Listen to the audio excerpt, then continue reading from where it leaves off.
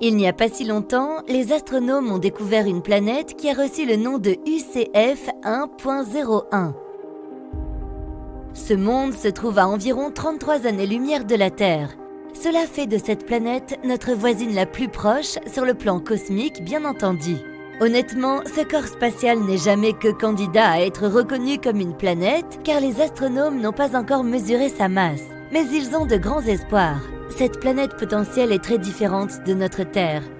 À seulement 2,7 millions de kilomètres de son étoile, elle complète son orbite en 1 jour et demi. C'est un monde brûlant et désert dont la température de surface peut atteindre 540 degrés Celsius. Ce qui est encore plus étonnant, c'est que la planète entière est probablement couverte de magma. Même si UCF 1.01 a eu une atmosphère, elle s'est certainement évaporée depuis longtemps.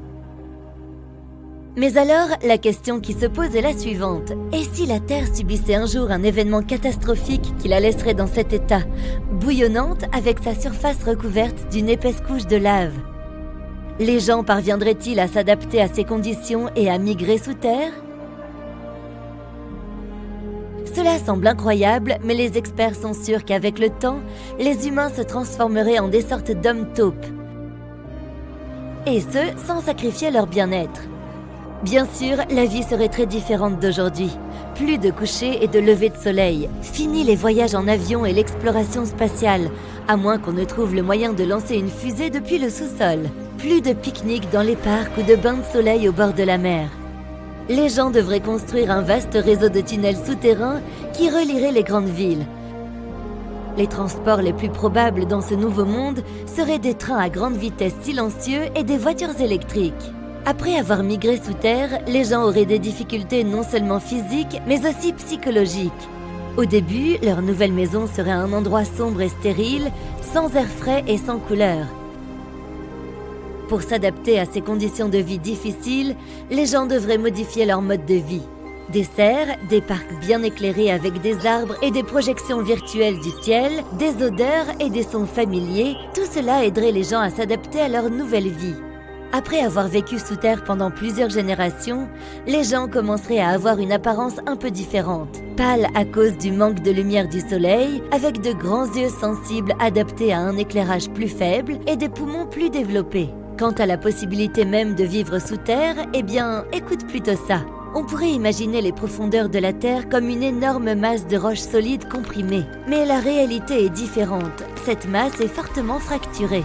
L'eau coule le long des fractures et des fissures de la couche externe de la planète, la croûte. Certains de ces cours d'eau atteignent des profondeurs de plusieurs kilomètres. En d'autres termes, le sous-sol de la Terre pourrait probablement accueillir une vie végétale et animale. Si les gens vivaient sous terre, il ne manquerait pas d'eau douce. Les réservoirs à l'intérieur de la planète contiennent 100 fois plus d'eau que tous les lacs, rivières et marais réunis. De plus, cette eau ruisselle à travers le sol qui agit comme un purificateur. Mais les gens devraient faire très attention à ne pas endommager ces réservoirs. Sinon, les villes souterraines seraient inondées et se transformeraient en pièges géants remplis d'eau. Ce serait aussi un véritable défi de vivre sans la lumière du soleil. Les plantes ne peuvent pas survivre sans la lumière ultraviolette du soleil. Elle est absolument nécessaire à la photosynthèse car la lumière solaire sert à obtenir des nutriments à partir du dioxyde de carbone et de l'eau. Un des produits dérivés de ce processus est l'oxygène, une chose dont les gens ne peuvent pas se passer. Donc, pas de lumière solaire, pas de plantes, pas d'oxygène. La lumière du soleil est également cruciale pour l'homme. Par exemple, elle aide ton cerveau à libérer de la sérotonine, une hormone qui améliore ton humeur et te fait te sentir calme et concentré. Grâce au rayonnement ultraviolet B de la lumière du soleil, ta peau produit de la vitamine D. Celle-ci est indispensable pour avoir un système immunitaire fort et des os, des dents et des muscles en bonne santé. C'est pourquoi les gens devraient trouver un moyen de remplacer la lumière du soleil. Heureusement, des lampes LED capables d'émettre des ondes UV pourraient produire la lumière dont les corps humains et les plantes ont tellement besoin. Dans ce nouveau monde souterrain, il n'y aurait pas de grands champs éclairés par le soleil. Au lieu de cela, il y aurait des serres tentaculaires avec des lampes LED qui brilleraient au plafond. Des machines spéciales alimenteraient les plantes et les cultures avec de l'eau recyclée riche en nutriments. Dans certaines zones situées dans d'étroites failles souterraines, les gens utiliseraient des conteneurs de transport au lieu de serres. Ces conteneurs seraient remplis de rangées verticales de plantes et d'ampoules LED bleues et rouges. Quant aux personnes, elles devraient suivre un régime riche en vitamine D.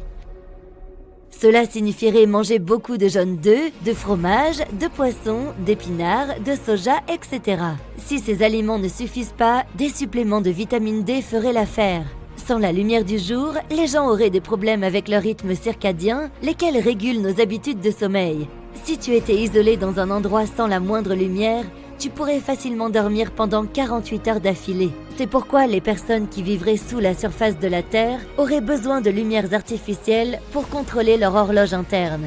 Il n'y aurait aucun problème avec l'électricité, elle serait produite à l'aide de la chaleur interne de la Terre. Ce type d'énergie est appelé géothermie, des mots grecs géo pour terre et thermos pour la chaleur. Elle peut être extraite de l'eau chaude et de la roche. Comme un oignon, notre planète est constituée de plusieurs couches. La partie la plus profonde est un noyau solide d'environ 2400 km de diamètre. Composé de fer, il est entouré d'un noyau externe brûlant. Il fait jusqu'à 2250 km d'épaisseur et est principalement composé de nickel et de fer liquide. La couche suivante est le manteau. Même si beaucoup de gens l'imaginent comme de la lave, le manteau est en fait de la roche. Mais cette roche est si chaude qu'elle peut couler comme du goudron. La température au cœur de la Terre peut atteindre 6000 degrés Celsius. C'est presque 540 degrés de plus qu'à la surface du Soleil. Le manteau est également brûlant, de 4000 degrés Celsius à la surface du noyau à 400 degrés Celsius dans ses parties extérieures. Pas étonnant que les gens n'aient pas de difficulté à transformer toute cette chaleur en énergie électrique. Mais comme l'intérieur de notre planète est incroyablement chaud, les gens ne pourraient pas construire de villes trop profondément sous terre. Toutes les zones habitables resteraient probablement plus proches de la surface. La partie la plus externe de la Terre, la croûte terrestre, ressemble à la coquille d'un œuf dur. Elle est divisée en blocs gigantesques appelés plaques tectoniques. Lorsque deux plaques entrent en collision, des montagnes se forment et de nouvelles failles apparaissent dans le plancher océanique. Ces plaques ont des largeurs différentes, de 40 km d'épaisseur sous les continents à 8 km sous les océans. Ces blocs se déplacent en flottant sur le manteau terrestre, lentement, presque imperceptiblement. Cela signifie que les villes souterraines bougeraient aussi, mais qu'il serait pratiquement impossible de remarquer ces mouvements. D'ailleurs, c'est au XVIIe siècle que les gens ont commencé à croire qu'il pouvait y avoir un autre monde à l'intérieur de notre planète. Cette idée a reçu le nom de théorie de la Terre creuse. Elle affirmait que la moitié de la planète était occupée par le poids de sa surface. Sous la surface, il y avait un espace vide. Un petit soleil était suspendu au centre de cette cavité, ce qui créait un environnement tropical confortable sur la face intérieure de la surface de la Terre. On pouvait pénétrer à l'intérieur de la Terre par l'une des ouvertures situées près des pôles sud et nord. On pensait qu'une race d'humains évolués vivait dans la planète. Ils étaient pacifiques et y vivaient depuis des siècles. Bon, clairement pas des humains. Ils disposaient de technologies uniques, comme des véhicules volants par exemple. Et comme le climat à l'intérieur de la planète était plus doux que celui de la surface, cette race était beaucoup plus forte et en meilleure santé. Même si cette idée ressemble à de la science-fiction, plusieurs scientifiques célèbres l'ont soutenue. Certaines personnes sont encore persuadées qu'il existe un autre monde à l'intérieur de notre planète. Mais si la Terre était creuse, elle n'aurait pas de champ magnétique. Et sans champ magnétique, les vents solaires dépouilleraient notre planète de son atmosphère en un clin d'œil. Ce qui laisserait notre planète verte, déserte et inhabitable, comme c'est le cas de Mars. Le champ magnétique de notre planète existe grâce au processus qui se déroule en son centre, qui n'est pas du tout creux. Des métaux liquides sont constamment en mouvement dans le noyau externe de la Terre, ce qui génère des courants électriques. Lorsque la planète tourne autour de son axe, ces courants électriques forment un puissant champ magnétique. La partie de la magnétosphère tournée vers le Soleil est aussi grande que 10 rayons terrestres. Et l'autre côté s'étend en une magnétoqueue qui représente près de 200 fois le rayon de la Terre. Tu as décollé de la Terre et garé ton vaisseau spatial quelque part près de la Lune. Tu es maintenant à près de 380 000 km de ta planète natale. Cela représente presque 100 fois la largeur des États-Unis. Maintenant, tu sors un marteau géant et un énorme burin en utilisant les bras robotiques de ton vaisseau spatial. Tu places le burin au pôle nord de la Terre et tu frappes sa tête avec le marteau. La Terre s'ouvre comme une coquille d'œuf et tu vois une autre planète. C'est Theia. Elle se cache à l'intérieur de notre planète comme le jaune dans un œuf. Il faudrait remonter le temps de 4,5 milliards d'années pour découvrir comment elle est arrivée là. Cette magnifique nébuleuse deviendra bientôt notre système solaire. La poussière colorée et les divers débris spatiaux se rapprochent lentement du centre. Bientôt, ce puzzle de débris deviendra trop lourd et trop dense. La température à l'intérieur de la géante augmente à tel point qu'elle déclenchera une réaction nucléaire en chaîne. Une seconde plus tard et boum! Une explosion si puissante que les ondes de choc voyagent loin dans l'espace. Et le flash aveuglant de cette explosion peut être vu de l'autre côté de la Voie lactée. Lorsque la poussière se dissipe un peu, tu peux voir qu'une lumière vive brille encore au centre même de l'explosion. Cette nouvelle étoile est le Soleil. Elle pèse autant que 333 000 terres. Si le Soleil était un seau, il faudrait 1,3 million de planètes de la taille de la Terre pour le remplir. Tu t'intéresses à un petit objet là-bas, à 150 millions de kilomètres du Soleil. Cet amas de roches et de lave chaude, c'est la Terre. En ce moment, la planète est occupée à former son noyau, tandis que les océans de lave se refroidissent progressivement. Mais quelques dizaines de millions d'années après la naissance du Soleil, tu remarques un objet étrange qui se dirige vers la Terre. C'est Theia. Cette petite planète est née à peu près en même temps que la Terre. Et maintenant, elle suit une folle trajectoire en spirale à une vitesse énorme. Les scientifiques pensent que Theia était une sorte de boule avec laquelle Jupiter et Vénus jouaient. Vénus tirait Theia dans une direction, puis sa grande sœur Jupiter la tirait en arrière. Mais le Soleil représente 99,8% de la masse de tout le système solaire. C'est pourquoi l'étoile fixe ses propres règles. Elle fait en sorte que Theia se déplace sur une orbite presque identique à celle de la Terre. Elles se rapprochent donc inévitablement l'une de l'autre jusqu'à devenir voisines. Theia a la taille de Mars et est aussi large que l'océan Atlantique de New York au Portugal. La collision ne peut pas être évitée. Theia se dirige vers la Terre à près de 14 500 km/h, soit 11 fois plus vite que la vitesse du son. Si la plus petite planète s'écrase sur la Terre avec un angle particulier, la Terre sera très probablement anéantie, ainsi que Theia elle-même. La collision provoquera une énorme explosion visible sur d'autres planètes, même en plein jour. Il ne restera rien d'autre que de la poussière et des débris brûlants. Et même si Theia ne touche que légèrement la Terre, elle détruira un morceau de notre planète de la taille de l'Australie. Mais la collision avec Theia se produit à un angle parfait de 45 degrés. Elle percute la Terre à une vitesse phénoménale. L'explosion vaporise littéralement d'énormes quantités de roches et l'onde de choc envoie les débris restants dans l'orbite de la Terre. Un énorme cratère se forme sur le lieu de l'impact. Il se remplit bientôt de lave bouillante. Les restes de Theia et les fragments éjectés de la Terre commencent à graviter autour de notre planète. Selon une certaine théorie, ces fragments forment deux lunes. Au début, elles voyagent ensemble, mais un jour, elles se rapprochent trop l'une de l'autre et entrent en collision, formant un seul grand corps spatial. L'autre théorie affirme que tous les fragments commencent à être tirés par les restes de Theia. Un peu plus tard, ils formeront la Lune telle que nous la connaissons aujourd'hui. Mais à ce moment-là, ce n'est encore que de la roche rougeoyante et de la lave. La collision à cet angle incline légèrement notre planète et accélère sa rotation. C'est à cause de Theia que nous avons des saisons et 24 heures dans une journée. La Terre a des plaques lithosphériques, d'énormes pièces solides qui constituent la croûte de notre planète. Après la collision avec Theia, elle commence à se fissurer et à se briser. Cela conduit le carbone, un composant primaire de toute vie connue sur Terre, à se déplacer sur toute notre planète. La Terre développe donc une sorte de métabolisme. Après quelques centaines de millions d'années, les premières créatures vivantes commencent à apparaître sur notre planète. Pendant près de 4 milliards d'années, de simples organismes unicellulaires ont évolué vers la vie que l'on connaît aujourd'hui. Selon les scientifiques, une telle collision est un événement très rare. La probabilité qu'il y ait quelque part une planète comme la nôtre qui ait survécu à la même catastrophe est extrêmement faible. C'est peut-être la raison pour laquelle nous n'avons pas encore trouvé de traces d'autres civilisations dans l'espace. Pendant ce temps, les restes de Theia sont toujours là, sur Terre. Bien sûr, elle ne ressemble pas à une planète entière coincée dans la nôtre. La plupart des fragments se sont fondus dans la croûte terrestre. Si tu enlèves la couche supérieure de notre planète, tu verras deux énormes boules de lave de la taille de continents entiers. Elle se trouve juste en dessous de l'Afrique et de l'océan Pacifique. On peut supposer que ce sont les restes de Theia. Ils ne se sont pas mélangés au manteau terrestre à cause de leur densité différente. C'est un peu comme mélanger de l'eau et de l'huile dans un verre. L'huile flottera toujours au-dessus de l'eau et créera une couche uniforme. Mais si tu faisais remonter ces plaques de lave à la surface, elles seraient 100 fois plus hautes que le mont Everest.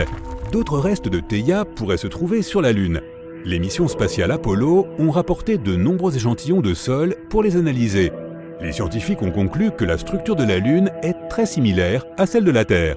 On pourrait forer en profondeur et y prélever des échantillons. Puis on analyserait les blobs depuis la Terre. Si leur structure correspondait, ce serait une preuve totalement fiable que Theia a bien frappé la Terre il y a 4,5 milliards d'années, et que la Lune est née ainsi. Mais pour l'instant, Theia reste quelque peu mystérieuse. Les scientifiques ne sont pas encore sûrs que la planète a réellement existé. Cette idée correspond parfaitement au modèle de création de la Lune, mais en réalité, cette incroyable collision pourrait ne jamais avoir eu lieu. Maintenant, tu voyages à 41 années-lumière de la Terre jusqu'à la planète 55 Cancri E. Elle fait environ 2 fois la taille de la Terre et est 8 fois plus lourde. Tu sors à nouveau ton marteau géant et tu l'utilises pour frapper le burin. La planète se fissure. Et tu vois que c'est un diamant géant. La température de cette planète est des dizaines de fois plus élevée que celle de la Terre. Et son sol est riche en carbone. La chaleur exerce une forte pression sur ce carbone et lui fait changer de structure. D'abord, il se transforme en graphite, puis avec encore un peu de pression, le graphite se transforme en diamant. Sur Terre, les diamants se forment à des profondeurs supérieures à 100 km, où la pression est 50 000 fois supérieure à celle de la surface. Les températures y dépassent les 500 degrés, ce qui est aussi chaud que le feu. Les diamants sont éjectés plus près de la surface lors d'éruptions volcaniques. Pourtant, les gens doivent creuser des mines à 500 mètres de profondeur pour trouver ces magnifiques pierres précieuses. Le diamant du Jubilé d'or est le plus gros diamant taillé et facetté sur Terre. Il pèse autant qu'une tablette de chocolat et a la taille d'un hamster. Son prix est d'environ 12 millions de dollars. Imagine maintenant un diamant de la taille d'une planète entière. Tu décides de retourner dans le système solaire. Ta destination est Europa, la lune de Jupiter. Elle est aussi large que la distance entre Seattle et Houston, et sa masse est inférieure à 1% de la masse de la Terre. Sa surface est entourée d'une croûte glacée d'environ 30 km d'épaisseur. Mais que se passe-t-il si tu fends cette croûte avec ton marteau géant? En réalité, Europa est entièrement recouverte d'eau. Il fait très froid ici, 3 fois plus froid qu'au pôle Nord sur Terre. L'eau se transforme en glace presque instantanément. Mais l'océan sous la surface est toujours liquide. Europa interagit avec Jupiter par gravitation, tout comme la Lune avec la Terre. Cela crée des forces de marée et chauffe le noyau d'Europa. Le noyau fait fondre la glace qui l'entoure. Le résultat est un énorme océan, 2 à 3 fois plus grand que tous les océans de la Terre réunis. Les scientifiques pensent que l'eau est la base de la vie. Cela signifie que la vie pourrait exister sur Europa. Il pourrait y avoir des sources thermales, tout comme au fond de nos océans. L'eau y est probablement beaucoup plus chaude. Et même si la pression et la température dans de tels endroits sont probablement extrêmes, de simples bactéries pourraient y vivre. Europa a presque le même âge que la Terre. Cela signifie qu'il s'est écoulé suffisamment de temps pour que des organismes vivants apparaissent et évoluent. Qui sait, peut-être qu'une civilisation avancée est déjà en train de fleurir sous cette croûte de glace. Ils sont peut-être en train de construire de grandes villes et de rêver de conquérir l'espace en ce moment même. Mais la seule chose que l'on peut faire pour le moment est d'envoyer une sonde sur Europa et de découvrir si la vie est possible. Je voudrais t'emmener dans un endroit qui semble être hors du commun. La vie à l'intérieur de cette grotte a été isolée du monde extérieur pendant environ 5,5 millions d'années. Et cela se voit. Tu peux d'ailleurs t'en rendre compte par toi-même. En raison d'un isolement aussi long, les conditions à l'intérieur de la grotte de Moville sont inégalées sur notre planète. On y trouve un écosystème exceptionnel, même si la lumière du soleil manque cruellement à l'intérieur de la grotte et que l'air y est toxique. La grotte, située à quelques kilomètres à l'ouest de la mer Noire en Roumanie, a été découverte pour la première fois en 1986. Aujourd'hui, on ne peut la visiter qu'avec une autorisation spéciale. De plus, les cavernes centrales sont gardées naturellement par d'étroits tunnels de calcaire et des puits verticaux. Si tu es claustrophobe, tu ferais mieux de ne pas entrer dans cet endroit. Dans les profondeurs de la grotte, l'air contient 2 fois moins d'oxygène que l'air extérieur. En revanche, Il renferme beaucoup de dioxyde de carbone et de sulfure d'hydrogène. Ce n'est donc pas l'air le plus frais que l'on puisse respirer. Il fait également nuit noire à l'intérieur de la caverne. Mais malgré, ou plutôt grâce à, ce cocktail de conditions extrêmement difficiles, le site est une véritable mine d'or pour les biologistes. Il est surprenant de constater que la vie semble y être en plein essor. Lors d'une étude réalisée en 1996, les scientifiques ont identifié 48 espèces, dont 33 étaient propres à la grotte. La plupart des créatures qui peuplent la grotte sont minuscules, avec de longs membres et des antennes qui les aident à se diriger dans l'obscurité. Ces créatures sont incapables de voir et n'ont pas de pigments, et c'est logique. Pourquoi avoir besoin de voir si l'on vit dans l'obscurité totale? Et pourquoi avoir besoin d'être beau et coloré si personne ne peut vous voir? Je vais maintenant te faire découvrir une autre grotte, qui n'est pas moins étonnante, mais dont l'aspect est très différent. Il s'agit de la grotte des cristaux géants, ou grotte des cristaux, au Mexique.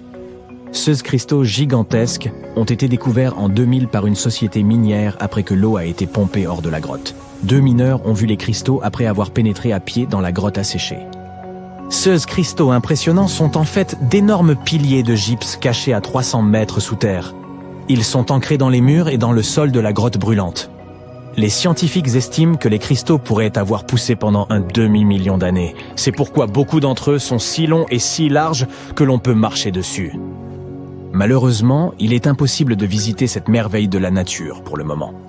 Mais c'est peut-être mieux ainsi, car la grotte des cristaux est un endroit dangereux qui peut facilement se transformer en piège. Pendant des dizaines de milliers d'années, elle a été remplie d'eau souterraine qui, à la base, a été poussée vers le haut dans l'ouverture par une chambre magmatique située dans les profondeurs de notre planète. Le magma sous la grotte maintenait l'eau chaude, mais la température de l'eau a fini par descendre en dessous de 58 degrés Celsius. En conséquence, l'eau a commencé à se remplir de calcium et de sulfate, dont les particules devenaient petit à petit du gypse. C'est alors que des cristaux de couleur blanche ont envahi la grotte. Et comme ils sont restés sous l'eau, ils ont pu continuer à croître. Il n'est pas nécessaire de s'envoler dans l'espace pour observer un trou noir de plus près. Des scientifiques ont trouvé quelque chose de très similaire au trou noir dans l'océan Atlantique Sud. L'attraction gravitationnelle d'un trou noir est tellement énorme qu'une fois que quelque chose est attiré à l'intérieur, il n'a aucune chance de s'en échapper. Même la lumière ne peut pas sortir d'un trou noir. Les trous noirs océaniques semblent presque aussi puissants que leurs homologues de l'espace. Mais au lieu d'attraper la lumière, ils font de même avec l'eau. Les tourbillons océaniques sont des tourbillons massifs qui tournent à contre-courant. Ils brassent généralement des milliards de tonnes d'eau, et la plupart d'entre eux sont plus grands qu'une ville. Ces tourbillons sont si puissants que rien de ce qui est piégé par eux ne peut s'échapper. Mais le plus effrayant, c'est que tu risques de ne même pas remarquer que tu te diriges vers l'un d'entre eux. Ces choses sont si énormes que tu n'en verras les limites que lorsqu'il sera trop tard. Lorsque les scientifiques ont commencé à explorer les tourbillons océaniques à l'aide de satellites, ils ont découvert les limites de plusieurs tourbillons. Ils ont ensuite réussi à prouver que, mathématiquement, ces tourbillons sont identiques aux mystérieux trous noirs de l'espace. Les tourbillons massifs sont entourés de barrières très étanches, où les fluides se déplacent en boucles fermées. Même l'eau ne peut sortir de l'intérieur de ces boucles. C'est pourquoi les tourbillons océaniques serrés jouent sur le rôle d'énormes conteneurs. L'eau qui s'y trouve peut être totalement différente de l'océan qui entoure un tourbillon. Et je ne parle pas seulement de sa température. La teneur en sel à l'intérieur et à l'extérieur d'un tourbillon est souvent différente.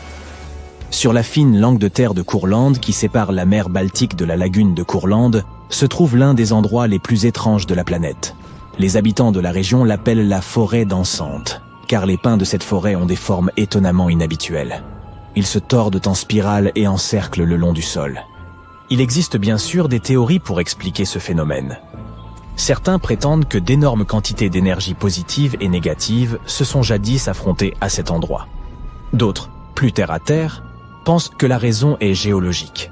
Le sol sablonneux de la région est trop instable pour permettre aux arbres de pousser à la verticale. L'idée la plus répandue est que les vents forts soufflant de l'eau influencent la forme des arbres. Quoi qu'il en soit, les experts n'ont pas encore tiré de conclusion définitive. Regarde ces agroglyphes sous-marins.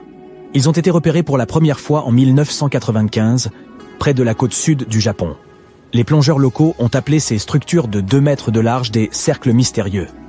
L'énigme est restée dans les esprits pendant près de 16 ans, jusqu'à ce que le coupable soit enfin démasqué. Imagine la surprise des chercheurs lorsqu'il s'est avéré qu'il s'agissait d'un poisson globe mâle. Le poisson a besoin d'un peu plus d'1 semaine pour construire un cercle, et l'esthétique est évidemment cruciale. Un mâle nage à l'intérieur du cercle, creusant des vallées dans le sable avec ses nageoires. Mais ce n'est pas tout. Les poissons utilisent également des coquillages et des coraux pour décorer certaines parties de leur cercle. Toute cette activité de construction d'un cercle a également une utilité pratique. La façon dont le poisson mâle nage pousse le sable vers le centre du cercle et crée un monticule qui servira plus tard de nid. Le prochain mystère de notre liste se trouve dans les Caraïbes. Au large des côtes du Belize, il y a un gouffre géant. C'est le Grand Trou Bleu. Il mesure environ 305 mètres de diamètre et plus de 122 mètres de profondeur. Il y a très longtemps, ce trou était une grotte. Mais la montée des eaux l'a rempli et il s'est effondré sur lui-même. Plus on descend dans les eaux cristallines du Grand Trou Bleu, plus il devient sombre. On y trouve des tonnes de grottes remplies de stalactites. Mais il est extrêmement dangereux d'y pénétrer, à moins de vouloir se perdre irrémédiablement.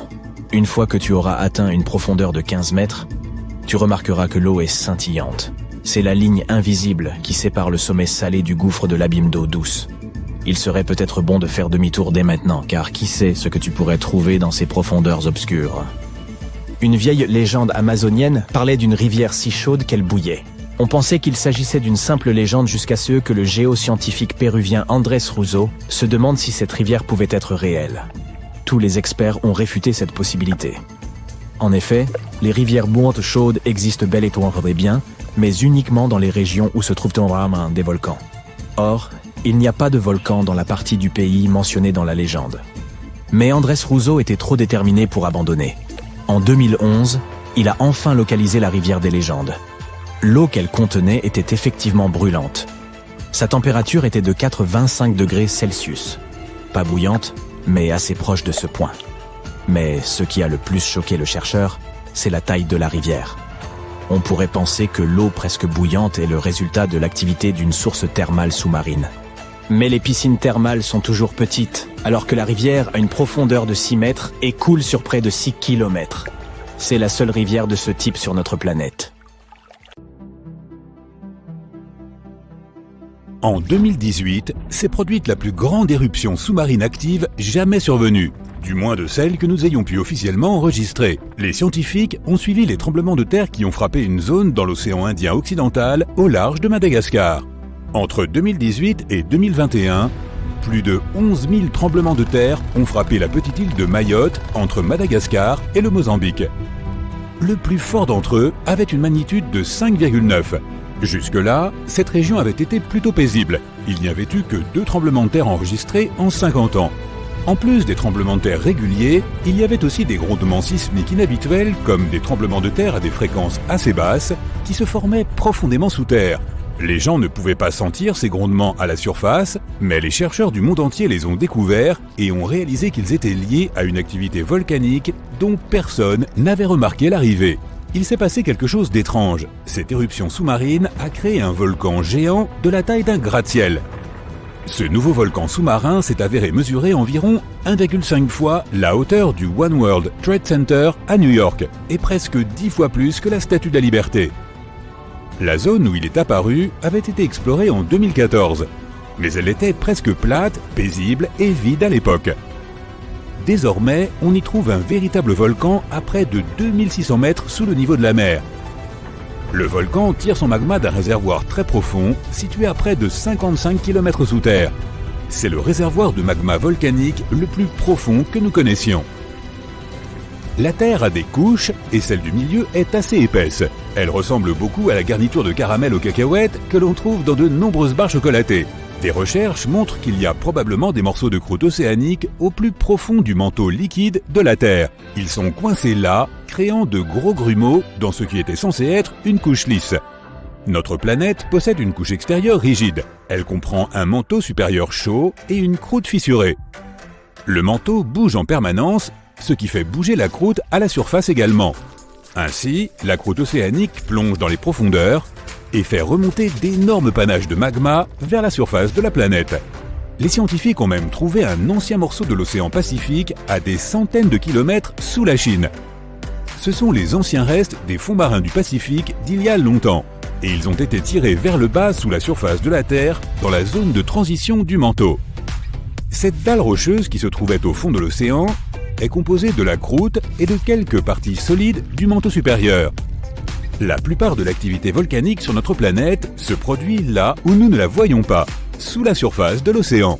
Environ 70% de toute l'activité volcanique se produit dans les océans et principalement dans la zone du Pacifique Sud, avec plus de 1100 volcans concentrés dans cette zone. Les falaises côtières, les chaînes de montagnes, les sols et les sédiments qui bordent les vallées ne sont qu'une petite partie des roches de notre planète. Les océans cachent bien plus de choses dans les profondeurs de la surface de la Terre. Entre la surface de la Terre et son noyau se trouve le manteau. C'est une couche épaisse et chaude de roches qui bouge et coule constamment. Quelques centaines de kilomètres plus bas se trouve une zone où les diamants sont créés. Lorsqu'ils se forment, ils passent par des températures et des pressions élevées, puis ils finissent par geler. Ainsi, lorsqu'ils arrivent à la surface, les scientifiques peuvent explorer leur structure, découvrir comment ils se sont formés et mieux comprendre ce qui se passe dans les profondeurs de notre planète. Grâce aux diamants, ils ont notamment découvert que le manteau était très humide et qu'il contenait peut-être beaucoup plus d'eau que tous les océans de la Terre. Notre planète est en train de manger ses propres océans. Lorsque les plaques tectoniques se déplacent, plongent et passent les unes sous les autres, elles entraînent d'énormes quantités d'eau à l'intérieur de la Terre. L'eau qui se trouve sous la surface de notre planète peut aider à développer le magma et à lubrifier les failles, ce qui rend en fait les tremblements de terre plus probables. L'eau est en fait stockée dans les minéraux. Elle est incorporée à la croûte de la planète lorsque de nouvelles plaques océaniques se forment. Elles subissent un processus de flexion et de fissuration en passant sous d'autres plaques, et d'énormes quantités d'eau s'enfoncent alors dans la croûte et le manteau. Les scientifiques ont fait des recherches sur une zone qui se trouve à 29 km sous la surface. Ils ont réalisé que de telles zones tiraient 3 milliards de téragrammes, ce qui représente 3 milliards de tonnes. Tout océan est comme un nouveau monde. On y trouve des paysages incroyables sous la surface, de magnifiques chutes d'eau, des lacs, des rivières. Il y a d'épaisses couches de sel sous le plancher océanique et les rivières et les lacs se forment parce que l'eau de mer traverse ces couches et les dissout, créant quelque chose qui ressemble à des piscines. Le sel dissous rend l'eau environnante plus dense. Cette eau se dépose alors à cet endroit, ce qui finit par former des rivières ou des lacs sous-marins. Mais il y a aussi des chaînes de montagnes, des tranchées et des canyons. Dans la mer de Bering, on trouve un canyon de plus de 2600 mètres de profondeur. Cela fait paraître le Grand Canyon beaucoup plus petit qu'il ne l'est, puisque le canyon sous-marin est près de 800 mètres plus profond.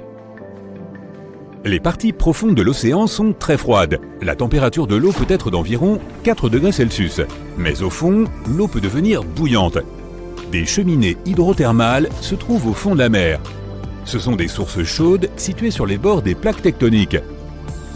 L'eau qu'elles libèrent peut atteindre une température de 400 degrés Celsius. Mais la pression à de telles profondeurs est très intense, si intense qu'aucun être humain ne peut la supporter. Pourtant, c'est la pression qui empêche l'eau de bouillir. La profondeur des océans est en moyenne de 3,7 km. Les ondes lumineuses peuvent encore pénétrer à 1000 mètres, même si c'est en très petite quantité, de sorte que tous les mystères cachés en dessous de ce point demeurent dans l'obscurité totale. La partie réellement éclairée de l'océan va jusqu'à 180 mètres. Même si le Soleil nous donne de la lumière, la plupart de notre planète est sombre en permanence.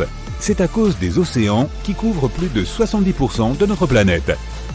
Le son le plus fort provenant d'un océan, et l'un des sons les plus forts jamais enregistrés, provenait d'un tremblement de glace.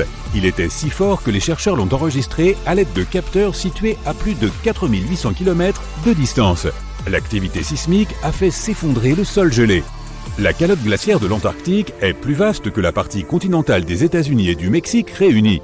Un gros iceberg de l'Antarctique contient plus de 75 milliards de litres d'eau, ce qui pourrait constituer un approvisionnement en eau de 5 ans pour 1 million de personnes. Les humains peuvent généralement boire de la glace de mer, bien que nous ne puissions pas boire d'eau de mer. Au fur et à mesure que le temps passe et que la glace vieillit, la saumure piégée entre les cristaux de glace s'écoule. De cette façon, la glace devient suffisamment douce pour que l'on puisse la boire. Si toutes les calottes glaciaires et tous les glaciers que nous avons sur la Terre fondaient en même temps, le niveau de la mer s'élèverait de 80 mètres, ce qui est à peine moins que la hauteur de la Statue de la Liberté, ou l'équivalent d'un immeuble de 26 étages. Les palourdes vivent assez longtemps pour nous en apprendre sur le passé des océans. Ces mollusques peuvent vivre plus de 500 ans. Pour connaître l'âge d'un arbre, tu peux utiliser les cernes de son tronc. Et pour connaître l'âge d'un mollusque, tu peux examiner les cernes à l'intérieur de sa coquille. C'est aussi de cette façon que les scientifiques obtiennent des informations sur l'océan, le climat et d'autres éléments. Les mollusques peuvent aider à avoir un aperçu de ce qui s'est passé il y a environ 1000 ans. Aujourd'hui, la Terre n'a pas 4, mais 5 océans. Le nouveau, baptisé Océan Austral, a été officiellement reconnu il y a seulement quelques mois. Il borde des océans Atlantique, Pacifique et Indien. Si bien que les scientifiques n'ont pas pu se mettre d'accord pour savoir s'il s'agit vraiment d'un nouvel océan ou s'il fait simplement partie des régions plus froides de ces trois-là. Nous ne divisons pas seulement les océans sur des cartes. Chacun d'entre eux présente des conditions différentes pour des espèces marines uniques.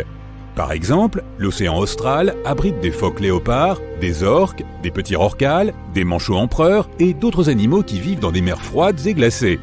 On y trouve aussi du krill, de petites créatures qui ressemblent à des crevettes et qui servent de nourriture à de nombreux animaux plus gros qui y vivent. La vie sur notre planète a commencé il y a environ 3,5 milliards d'années. La question de savoir comment et quand exactement elle est apparue reste un mystère. Mais certaines théories affirment que la vie pourrait avoir émergé pour la première fois dans les profondeurs de l'océan. Il y a quelques années, des scientifiques ont découvert des tubes et des filaments microscopiques dans des roches formées il y a environ 4 milliards d'années. Ces roches sont des fragments d'une ancienne croûte océanique. De plus, ces minuscules tubes et filaments sont similaires aux microbes que l'on peut encore trouver sur les cheminées hydrothermales dans les parties profondes de l'océan. L'idée est que ces cellules vivantes ont trouvé les conditions pour rester en vie dans de minuscules pores rocheux à l'intérieur des cheminées de ces évents et ont commencé l'incroyable aventure que fut l'évolution de la vie sur notre planète. La Terre a 3 couches principales. La première est un noyau en 2 parties, qui sont le noyau interne dense et chaud et le noyau externe fondu. Vient ensuite le manteau. Et enfin, la 3e couche est la fine croûte, la surface qui supporte la vie telle que nous la connaissons. Du moins, c'est ce que nous pensions jusqu'à présent, car les scientifiques ont récemment découvert une nouvelle couche mystérieuse située au plus profond du noyau interne solide. Le noyau interne de la Terre fait environ 2/3 de la taille de la Lune et est composé de nickel et de fer solide. Il est brûlant.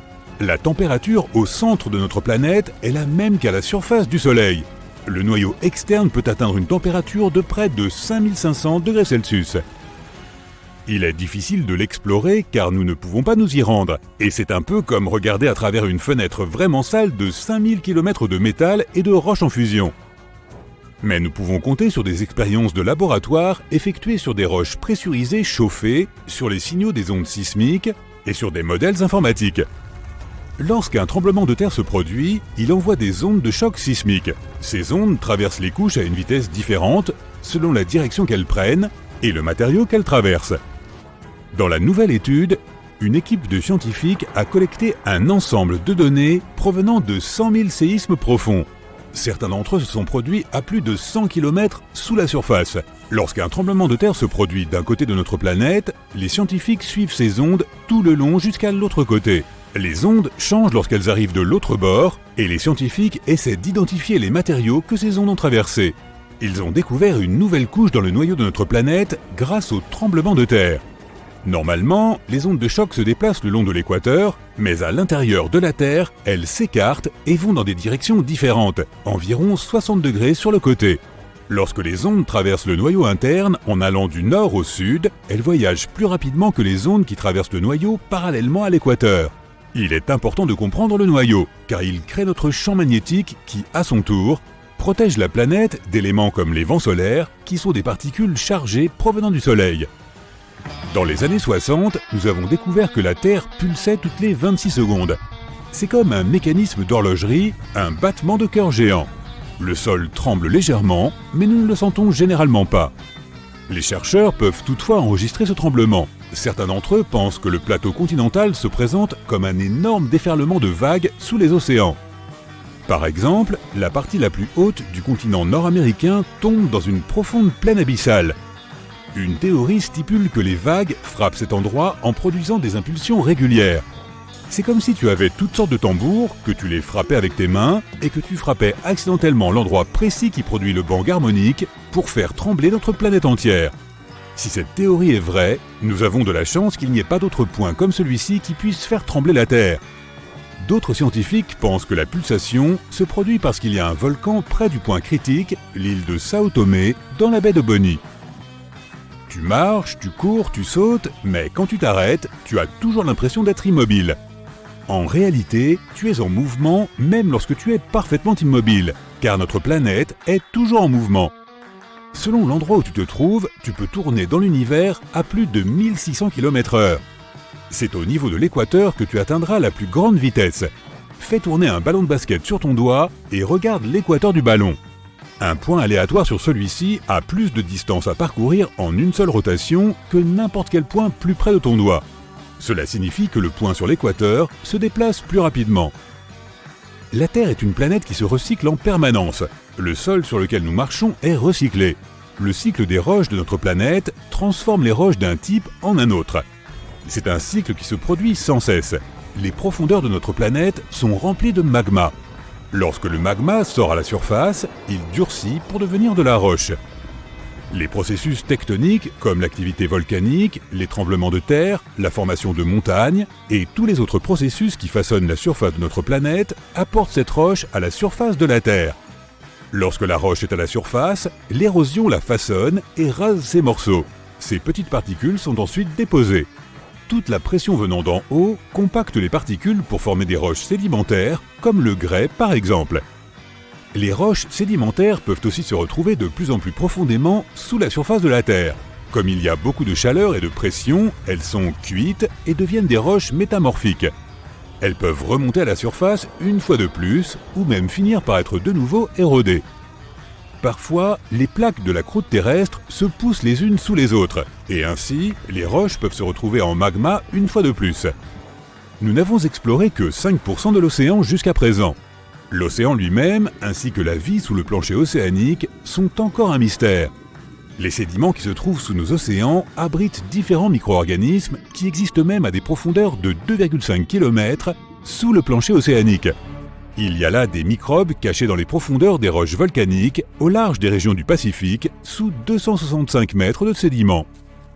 La biosphère sous le plancher océanique se développe extrêmement lentement par rapport à la vie à la surface. La division cellulaire ne s'y produit que tous les 10 à 1000 ans. Quelque chose est différent concernant l'axe de la Terre.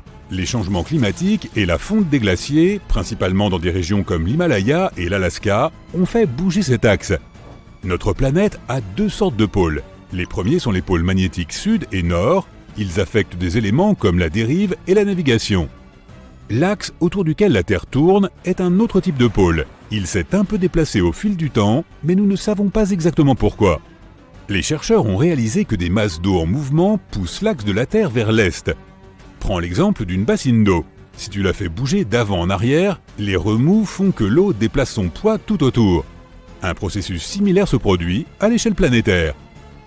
Quelle que soit l'ampleur d'un tremblement de terre, aucun humain ne pourra jamais sentir un tremblement de terre de l'autre côté de la Terre, bien que certaines personnes prétendent le contraire. En 2013, il y en a eu un près des îles Kuriles d'une magnitude de 8,5. Il a atteint une profondeur d'environ 650 km. Il était si fort que des personnes en Australie ont déclaré qu'elles avaient pu sentir le sol trembler. Le plus fort tremblement de terre s'est produit au Chili en 1960 avec une magnitude de 9,5. La zone de rupture s'est étendue de 500 km à près de 1000 km le long de la côte du pays. Les tremblements de terre d'une magnitude de 10 ou plus ne peuvent pas se produire. La magnitude dépend de la longueur de la faille où il se produit. Plus la faille est longue, plus le tremblement de terre est important. Une faille est une cassure dans une partie de la croûte terrestre. Il y a des roches des deux côtés et elles se déplacent les unes par rapport aux autres. Nous n'avons pas trouvé de faille suffisamment longue pour générer des séismes d'une magnitude de 10 ou plus. Si cela se produisait, la faille s'étendrait autour de la majeure partie de notre planète. Un tremblement de terre d'une magnitude de 12 nécessiterait une faille plus grande que notre planète. Un côté de notre planète devient plus froid que l'autre. La Terre possède un système qui la maintient au chaud de l'intérieur, un liquide rouge et chaud situé profondément sous la surface. Il tourne et en même temps génère un champ magnétique et une gravité. De cette façon, le noyau de la Terre maintient l'atmosphère au plus près de la surface de la planète. La Terre absorbe aussi la chaleur du Soleil, principalement à la surface. La chaleur ne se répand pas de manière uniforme sur toutes les parties de la Terre. Un côté de la planète, l'hémisphère pacifique, perd de la chaleur plus rapidement que l'autre, l'hémisphère africain. Cela se produit parce que les terres retiennent plus de chaleur que la surface sous l'océan. Le plancher océanique est beaucoup plus fin que la masse terrestre. De plus, la température causée par la chaleur provenant de l'intérieur de la Terre diminue à cause des énormes quantités d'eau froide au-dessus. Les nuages ne sont pas seulement des morceaux de coton lointains et duveteux. Ils pèsent plus de 500 tonnes et aident à réguler la température de notre planète. Si tu prenais toutes les gouttelettes d'eau des nuages et que tu les déversais à la surface de la Terre, tu pourrais recouvrir la planète d'une couche liquide aussi fine qu'un cheveu humain. Cela ne semble pas beaucoup, mais cette eau est d'une importance cruciale pour le climat. Nous aurions des températures plus chaudes si les nuages n'existaient pas.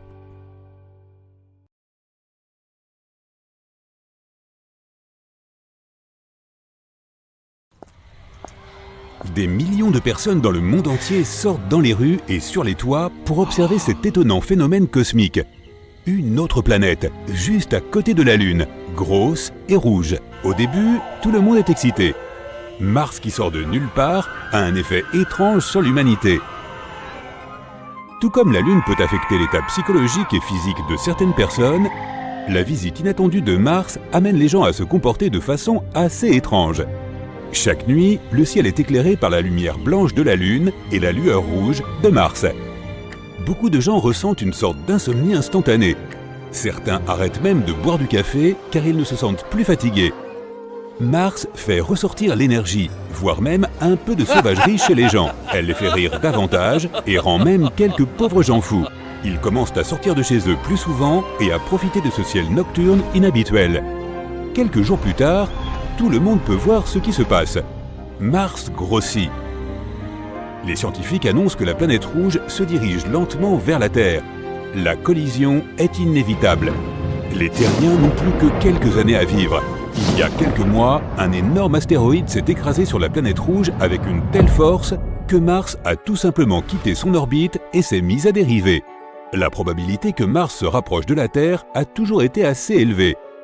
Après environ 3 secondes d'annonce, la nouvelle est devenue virale et la panique s'est installée.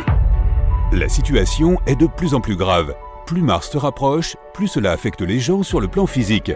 Des centaines de vidéos apparaissent montrant des simulations de collision entre Mars et la Terre et il n'y a jamais de happy end.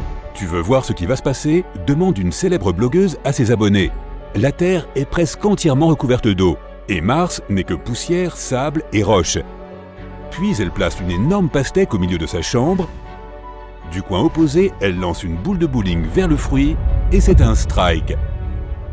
Mars semble presque de la même taille que la Lune à présent. Elle est sur le point d'entrer dans l'orbite de cette dernière et elle affecte le champ magnétique de la Terre. Inondations, ouragans, tsunamis, orages puissants, c'est de pire en pire. Les animaux deviennent fous, les oiseaux ne migrent plus vers le sud, les aurores, autrefois polaires, apparaissent dans les Caraïbes. L'économie n'encaisse pas si bien la nouvelle. Les gens cessent de se rendre au travail. Pourquoi continuer à travailler ? Ils veulent juste s'amuser et être avec leurs proches. Il y a assez de ressources sur la planète pour tenir jusqu'à la catastrophe. Alors, personne n'essaie de régler les problèmes de la Terre. Les vêtements, la nourriture, les voitures, les yachts, tout perd sa valeur et devient gratuit. Chaque jour, d'énormes fêtes de rue apparaissent dans le monde entier. Les gens décident de vivre leurs derniers mois dans la paix et l'harmonie. La catastrophe mondiale unit l'humanité comme jamais auparavant. Pour partir en fanfare, les Terriens s'associent pour organiser un énorme concert de rock. La géante rouge qui détruit notre belle planète bleue. Oui, le rock'n'roll est la bande-son parfaite. Il y a juste assez de temps pour manger, danser, faire la fête et écouter de la bonne musique. D'immenses scènes sont installées partout sur la planète. C'est le dernier concert de chaque musicien. Pendant toute cette préparation, l'espoir apparaît soudainement. Les scientifiques ont calculé tous les événements qui se produiront lorsque Mars s'écrasera sur la Terre. Et ils ont un plan simple. Heureusement, les humains avaient déjà prévu de se rendre sur Mars, si bien qu'ils avaient commencé à construire des vaisseaux spatiaux depuis des années. Les gens n'auront pas le temps de se rendre sur une autre planète avant la collision. Mais ils pourront attendre la catastrophe juste en dehors de l'orbite de la Terre. Tu pourras t'asseoir dans une station spatiale, grignoter du popcorn, te détendre et profiter du spectacle. Lorsque la poussière retombera, il sera peut-être possible de retourner sur Terre, ou ce qu'il en reste. Après avoir pris connaissance de ce plan, les gens commencent à travailler nuit et jour pour terminer les vaisseaux, tout le monde participe. Il reste encore 2 ans avant le grand jour. Les immenses scènes de concert sont transformées en d'autres stations spatiales. Mars donne maintenant plus d'énergie aux gens et grâce à un incroyable travail d'équipe, les gens parviennent à créer des milliers de stations en quelques mois seulement. Voilà ce qui arrive lorsque 7 milliards de personnes travaillent ensemble. Fermiers, kinésithérapeutes, cuisiniers, ingénieurs, athlètes, comptables, tout le monde travaille de concert. Mars est maintenant plus proche de nous que la Lune. La géante rouge bloque le Soleil et notre planète est plongée dans l'obscurité. Il ne reste plus que quelques jours. Les gens travaillent comme des fourmis dans une colonie massive, mettant la touche finale à plusieurs centaines de milliers de stations spatiales. Il faut 4 jours entiers pour que tout le monde monte à bord. Sans compter le chargement des données essentielles, animaux, poissons, graines, plantes, légumes, fruits, jeux vidéo. La géante rouge doit entrer dans l'orbite de la Terre dans quelques jours. C'est à ce moment-là qu'elle prendra vraiment de la vitesse. Mars fait seulement un peu plus de la moitié de la taille de la Terre, mais dans le ciel, elle semble infiniment grosse. Les vaisseaux commencent à décoller. Les gens jettent un dernier coup d'œil autour d'eux, mémorisant chaque centimètre carré. Dans quelques heures, tout va changer pour toujours. Les stations s'envolent suffisamment loin pour sortir de l'orbite. 2 mondes qui entrent en collision devraient quand même avoir une bande-son. Les rockstars de chaque vaisseau organisent un festival de musique de l'espace. Au son impressionnant du hard rock, Mars entre dans l'atmosphère de la Terre et brûle une fine couche de sa propre surface. Cela libère une quantité incroyable d'énergie. Elle devient de plus en plus rapide et s'écrase dans l'océan Pacifique. Le souffle d'une énorme explosion balaie la planète entière. Tout est illuminé par les flammes et tout le monde sur les vaisseaux doit mettre des lunettes de soleil pour ne pas être aveuglé. Notre planète bleue est en train de se transformer en une boule incandescente. La poussière de Mars se mélange à l'eau de la Terre. La force de l'impact traverse la croûte terrestre jusqu'au magma liquide et chaud. Des centaines de morceaux de Mars, dont certains ont la taille de pays entiers, flottent en quelque sorte dans l'atmosphère. La collision génère tellement d'énergie que tous les océans bouillonnent et s'évaporent. Des mers et des rivières de métal fondu se répandent maintenant sur toute la Terre. Des jours, des semaines, des mois passent. Une ceinture composée de fragments de Mars se forme autour de la Terre, comme une version ardente des anneaux de Saturne. Il faudra beaucoup de temps avant de pouvoir atterrir en toute sécurité. Mais l'humanité ne peut pas rester en vie sur les vaisseaux pendant tout ce temps. La nourriture, l'eau et l'oxygène seront épuisés au bout de quelques années. Mais les scientifiques ont déjà un plan. Les vaisseaux actionnent un interrupteur et deviennent d'immenses chambres cryogéniques. Les vaisseaux sont équipés de panneaux énergétiques et la Terre brûlante dégage beaucoup d'énergie. Largement assez pour faire fonctionner les vaisseaux pendant que tout le monde à bord fait une sieste de quelques milliers d'années. Dès que la planète se refroidira, les humains se réveilleront. Des centaines de milliers d'années passent. Un jour, des alarmes se déclenchent simultanément sur tous les vaisseaux. Les gens se réveillent lentement. Leurs corps sont épuisés, mais après quelques milliards de tasses de café, tout le monde est prêt à partir. Sur Terre, de nouveaux continents devraient s'être formés et l'atmosphère est très probablement différente. La planète a peut-être perdu son orbite d'origine, elle tourne donc à un angle différent. Les saisons telles que nous les connaissons ont disparu. Toute l'eau sur Terre s'est évaporée dans les premières heures. Mais il y avait d'énormes glaciers sur Mars, qui ont peut-être fondu lors de l'impact. Mars a peut-être partagé son eau avec notre planète. Les nuages de poussière et de saleté devraient être retombés maintenant, et le sol devrait être assez fertile pour faire pousser des choses. Tout ce magma a probablement craché un tas de minéraux et de composés chimiques utiles. Cela va être difficile, mais l'humanité doit d'une manière ou d'une autre s'adapter à la nouvelle Terre. Les gens sont prêts à tout. Tous les terriens courent vers les fenêtres les plus proches pour voir à quoi ressemble leur planète bien-aimée après tous ces siècles. Mais où est-elle? Les gens se tordent le cou, regardent la zone vide où se trouvait la Terre. L'impact de Mars a été si fort qu'il a poussé la Terre hors de son orbite autour du Soleil, et elle a disparu. Super, qu'est-ce qu'on va faire maintenant? Un type barbu attrape une guitare et dit « On n'a plus qu'à jouer ».